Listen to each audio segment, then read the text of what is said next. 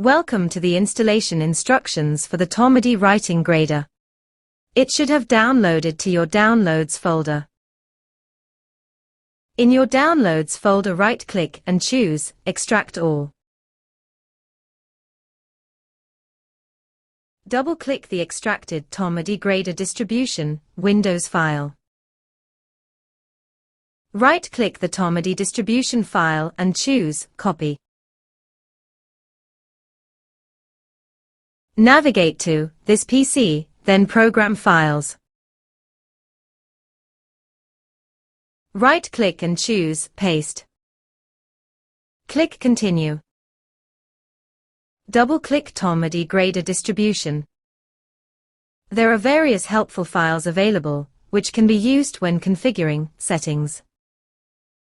Double-click the Tomadi grader application.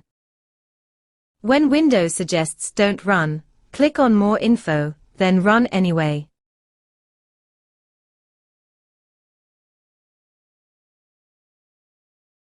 This will install and open the app on your computer. It will also install a shortcut on your desktop.